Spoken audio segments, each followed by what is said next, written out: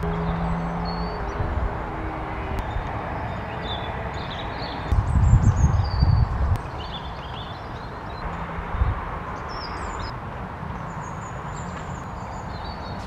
haven't I been a busy boy? Welcome back, my gardening friends. Well, that's the fruit cage mulched up, and unfortunately I got a little bit angry one day, and this is what's happened. As some of you know, when I first started this plot I bought the fruit cage right up to here, but it's very, very difficult to get a wheelbarrow through that gap. After hitting the wheelbarrow and struggling to get something through, I decided I'm now going to take the fruit cage back to there. It's very simple. These posts have just got to be moved across. Everything's naturally so many widths, and I thought I was being clever by extending it when I first built it, so that's going to be changed. Laid all these materials down, they'll all just move from there to there. I shan't use it all, but that's the fruit cage nicely done. Rhubarb all manured in, taking care not to cover the crowns, and then I've covered this area with some old wood chips. These are from the bottom of the paths, and then what I do, I just top them up again, but I took that material from out of here last year, so I've had to go somewhere else this time. Now, if you remember, the fruit cage had started to blow over, so we had to put some supports in, so we've driven that in the ground.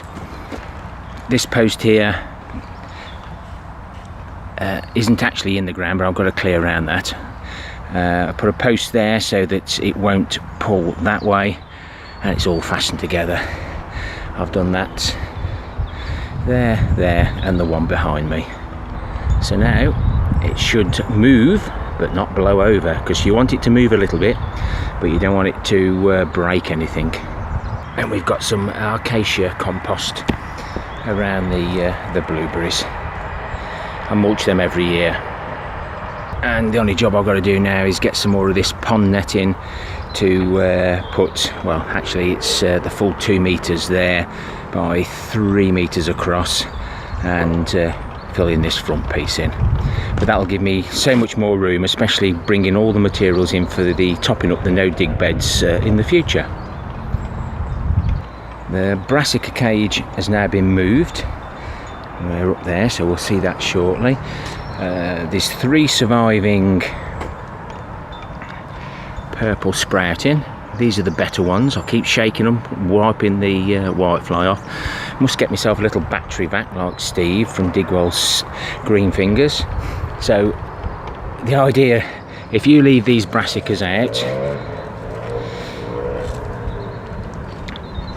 the pigeons can't get to them unless they actually fly and land on top. That's why you see all the material missing at the top. So it hasn't got to be anything brilliant. I've put one staple in the top just to stop it blowing off. Hopefully that'll be suffice. This is ready to dig now. The only thing I do before I start digging is to check for the dandelion, the docks and any other weeds. I take those out first because this had manure on it, so you're always going to get the odd dock leaf, and then this will be dug over ready for the roots.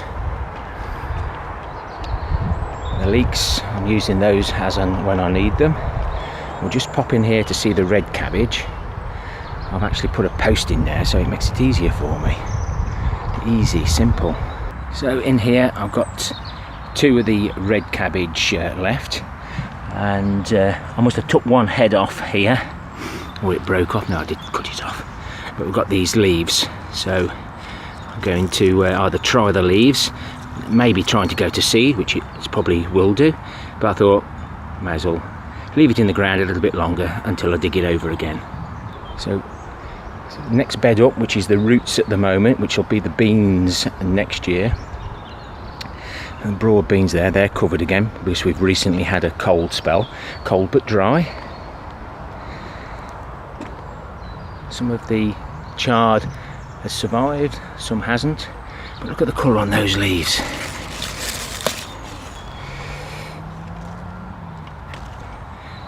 Might lose a few, but they keep coming back.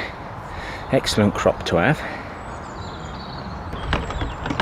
I keep remembering to tie the broad beans up, and they're looking a lot better than they did last year. The beast of the east certainly did its thing last year. Swedes in the ground outside, not the ones that are in the clamp. Just need to take a few more of these leaves off, but they're still quite solid. But that Swede will last us absolutely ages, so I might just limit the amount I've got. Right, we're going to turn now into the onion cage. Don't want to move you about too quickly, but most of my electric red onions have come through now, and even better is every one of Mike Hurdis's garlic has now popped through as well. So I'm really pleased with that, and that will, if we like it, then I can build my stocks up by saving quite a few of these for next year. So this path is missing all its wood chips, bar from the few that were on the top. What I do, I scrape it off, look for the dark stuff, and then put the other ones back. So I've removed them the full length of here, especially in front of the compost bin, because it does get some splashes out of the manure bin runoff. And there's some of the wood chips, whether you can see it or not, they're heaped up, that have been scraped off the top. Had a good tidy up here, and also, hey, I've got the roof on the compost bin. All recycled materials. All this wood came from, sorry for the shake guys, I've got a shaky left hand. Recycled from one of the asbestos garages that somebody was dismantling.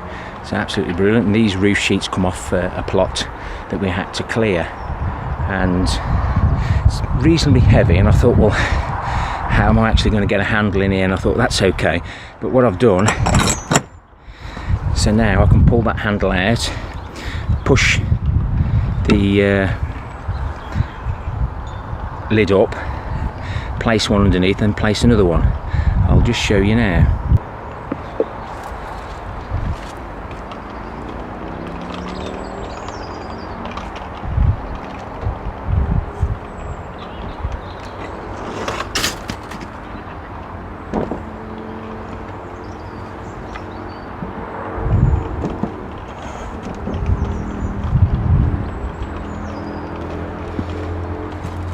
So I'll just give you a close up.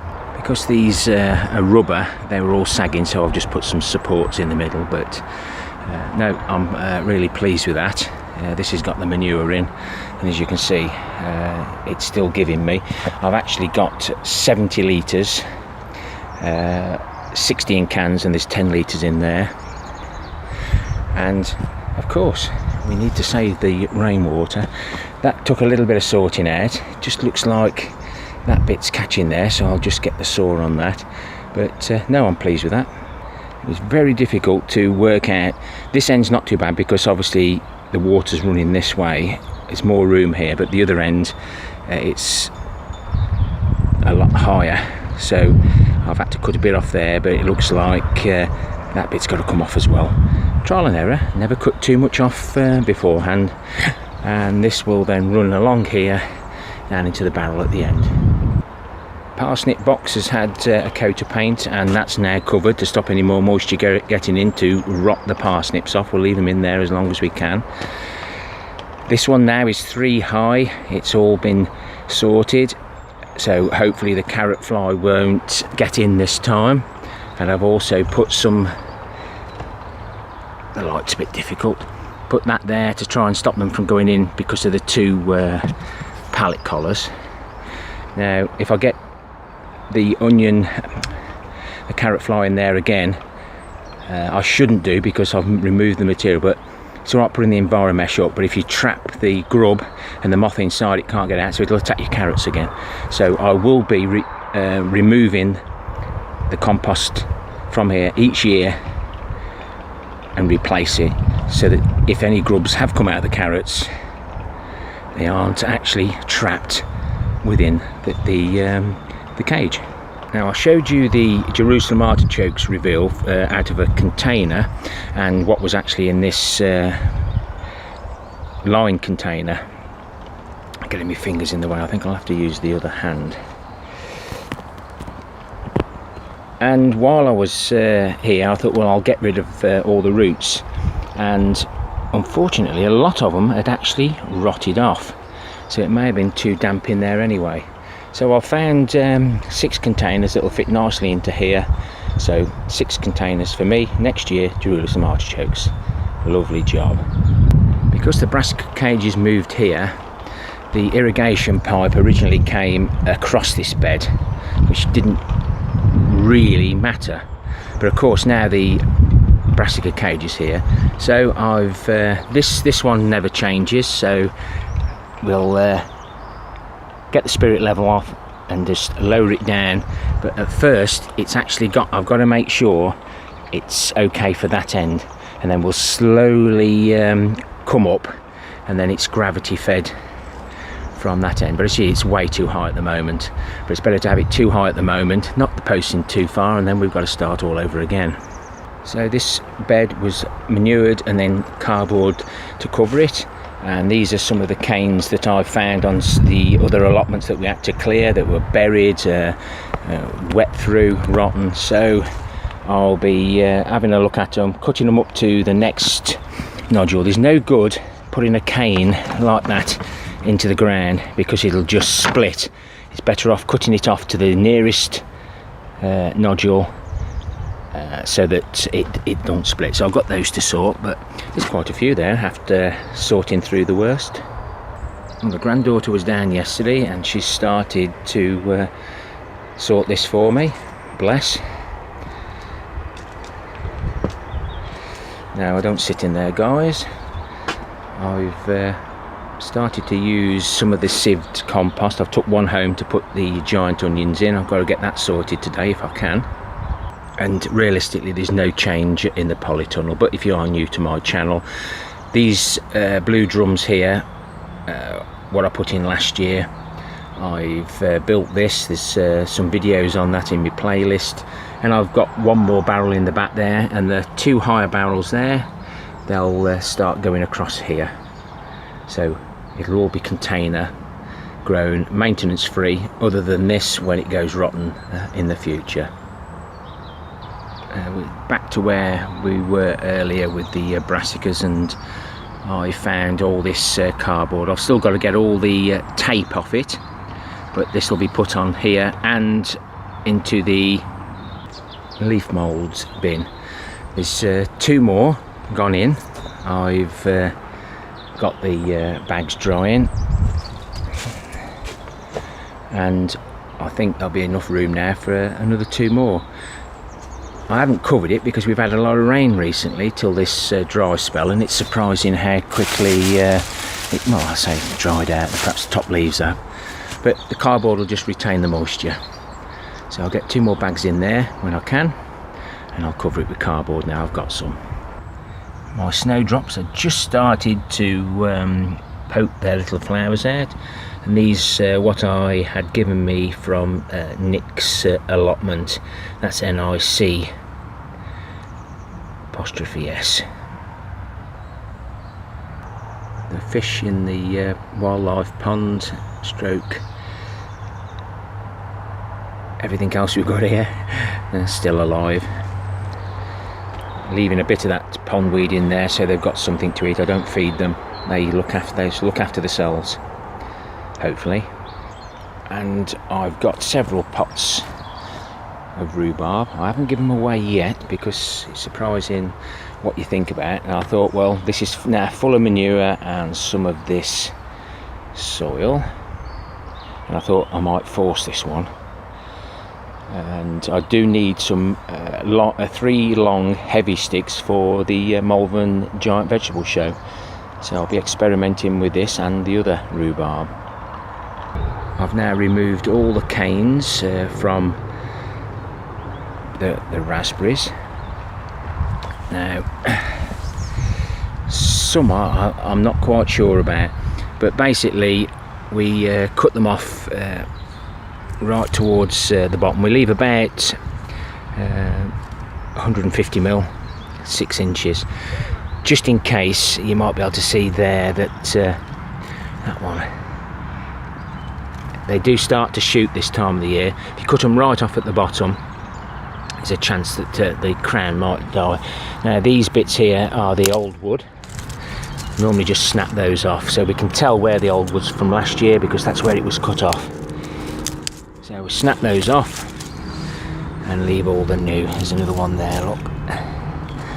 Shan't pull that one because it's pulling on the others. Some you can pull, some you need to cut. And I've left this one as a little bit of an experiment, as I have done the others on the other side, just to see if we get fruit a little bit earlier. These should be autumn, but the autumn seem to come as quick as the summer. So these are definitely summer ones, but they look very similar to these. So again, I've left a few, cut the tops off, and we'll see how they fare. Somebody did ask me, can you tell the difference between autumn and summer raspberries? Well, I don't think you can, especially if you don't know whether they've been cut back the year before. So on these are blackberries, but on the raspberries you get these at the end of the season. The trouble is, you would anyway, so unless you know that everything was cut down the year before, then basically I believe the only way you can tell is by taking a chance and cut everything down to the bottom, and you might miss a year. Well, that's another tour, January tour done. I hope you found some of it interesting. It's mainly a blog for myself, but I do like to share. So if you do like it, thumbs up. If you're new to my channel, please subscribe and leave a comment. I do like to see who's watching, even if it's just a quick thumbs up. As you know, I'll always comment on any videos that I watch from my fellow YouTubers. Happy gardening to you all. Till next time, my friends. Ta-ra for now.